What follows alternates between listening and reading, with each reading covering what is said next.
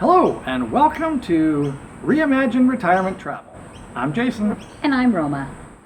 We have recently spent the last 3 months traveling around Australia, staying in various cities, and we wanted to report to you on things you may want to pack and things you don't need to bother packing.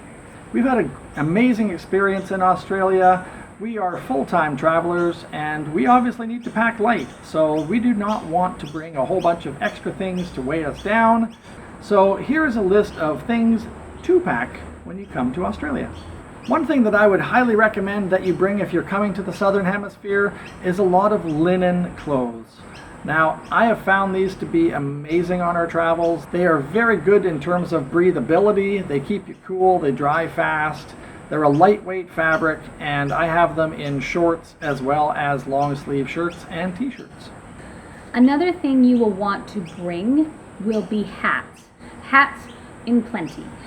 Here in Australia as well as New Zealand, they have a very thin ozone layer, unlike most of the world.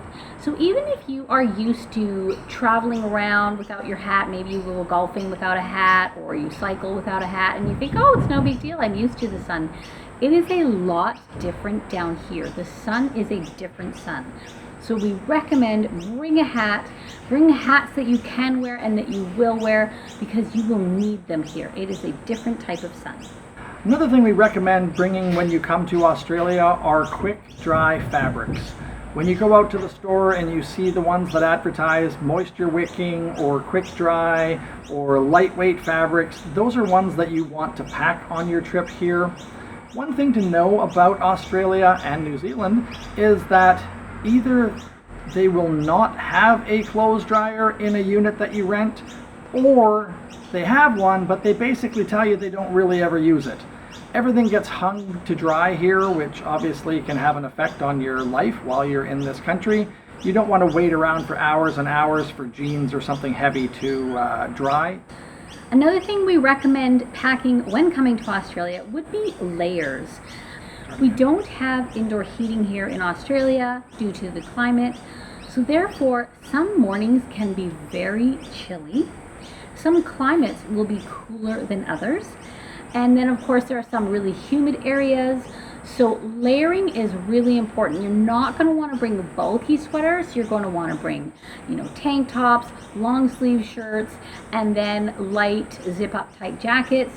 Layer, layer, layer, because it will be cool in the morning and some areas cool off significantly at night, although it's very hot during the day.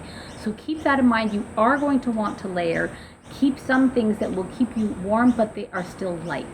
We also highly recommend packing flip-flops or slides, and another great thing is to have a hard-soled slipper. The flooring here tends to be a lot of tile flooring. You won't find very much in terms of carpets, etc., mostly because of the humidity, I think. So you want to have something that you can wear while you are in your accommodation. Another reason to have these is with the humidity level here, you will not find it very comfortable to wear running shoes when you go walking out on the streets. Just everything gets so hot and so wet that you want to have something that has good breathability. Here in Australia, the dawn comes very early. We have noticed between 4:30 and 5 o'clock, generally it is full bright.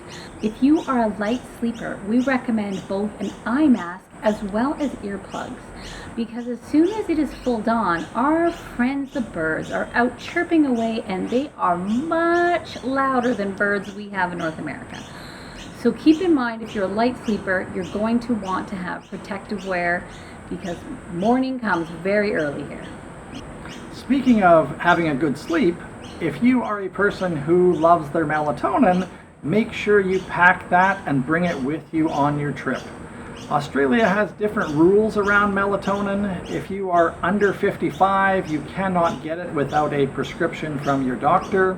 If you are over 55, it is something that you have to walk up to the counter and talk to the pharmacist, and they can sell it to you across the counter, but you will not find it available like you do in North America in grocery stores and pharmacies. Now, they do have an early dawn here, but they also have an early dusk. So keep in mind, you may want to bring a small pocket-sized little mag light with you. if you are maybe walking to a restaurant and you're going to stroll home after a couple of drinks, it might be very dark.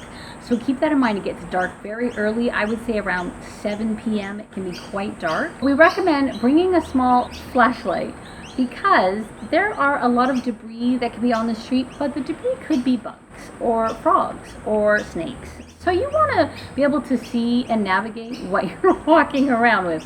So bring a small flashlight, pocket size, purse size, just have it with you.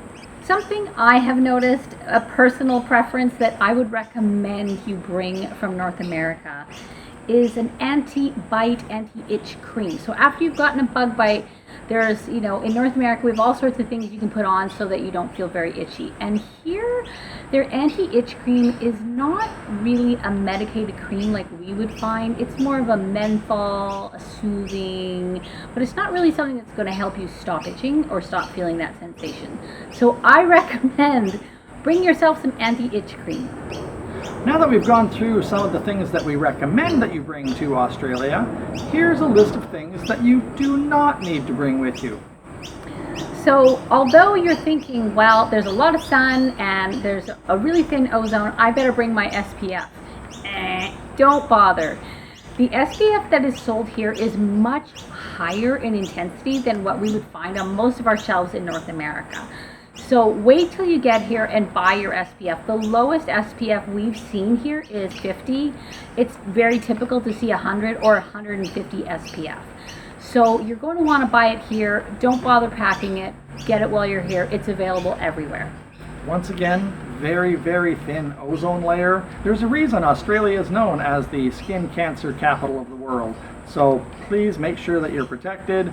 Wear your sunscreen every day, put it on. It becomes part of your morning ritual when you're staying here. You want to protect yourself so that you don't end up with problems. When you're packing for your trip to Australia, leave out anything that has heavy fabrics. You don't want to bring jeans, you don't want to bring big sweatshirts and sweaters and things that don't dry very well. As we mentioned earlier, dryers are not something that you're going to commonly find here. So you're going to have to hang anything that you want to wash on a line for it to dry. So don't bring anything that's heavy because they take hours and hours and hours in this climate to dry. Yeah, I've been in this climate where it's taken several days for a pair of jeans to dry. And even in the summer heat, sometimes a thicker top will take a couple of days to dry. So keep that in mind. Things don't dry quickly here. And another thing to note is the weather here can change quite quickly. So like this morning it was beautiful and sunny, and right now it is trying to rain on us. So be aware that you might think in the morning it's a great day to do laundry, I'm going to hang it on the dryer. Well, an hour later it might be raining, so not quite as easy and convenient as maybe when you're at home. Something that you don't need to worry about if you want to bring, say, your nice skin creams and you only have large bottles and you're worried, well, how do I get travel size? They have fantastic pharmacies here. In Australia, they're called chemists, and they have a lot of the familiar brands that you're going to see. They have the high-end brands, they have the pharmacy level brands, so there's a lot of similarity. So I wouldn't worry about hauling your big jars of creams and lotions and cleansers, things like that. They have a lot of that here, and they have a lot of the same brands. So if you're used to using Elizabeth Arden, they have Elizabeth Arden. If you're used to using more of a price conscious level, they have that here. They have all of that here. They have the similar brands, if not the same brands. If you're used to wearing Neutrogena and you're cleansing your face with that, they have that here. So they have a variety of price point lines, and they have pretty much most of what you're going to find in North America. So I wouldn't fuss about bringing a lot of your skin creams and cleansers and night routines. They have very sufficient things here. So just buy it when you're here. And another thing to note is chemists are everywhere here. It's not like home where you have a big brand where they sell everything. Here, there's a chemist pretty much on every block. And they're a small store. They're not generally going to be huge. There are some that are big, but most will be a small store.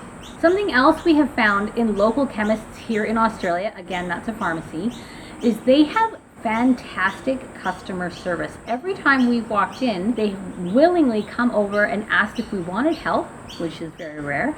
And they've helped us sort through different cold medications.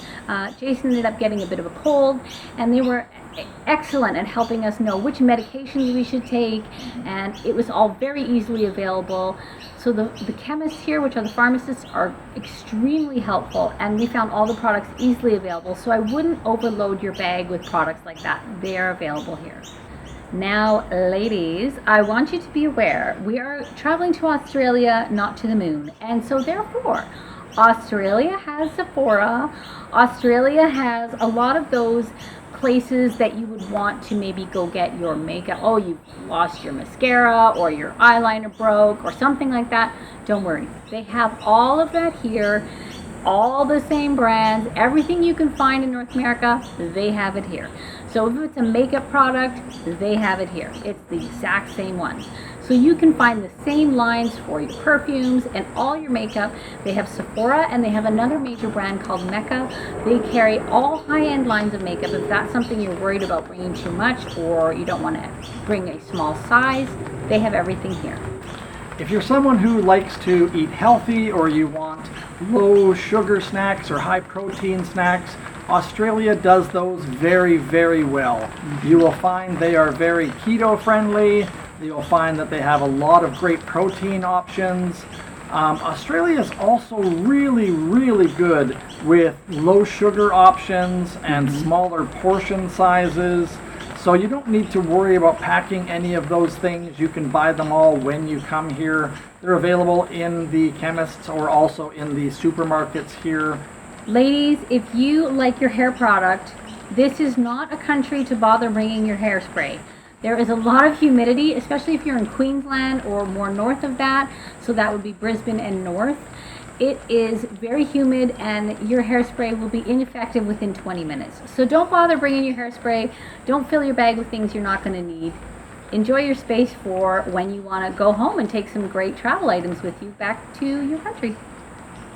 So we hope this has been a helpful guide for you on what to pack and what not to pack in your pouch when you come to Australia. If you have found these tips helpful, please make sure that you like and subscribe.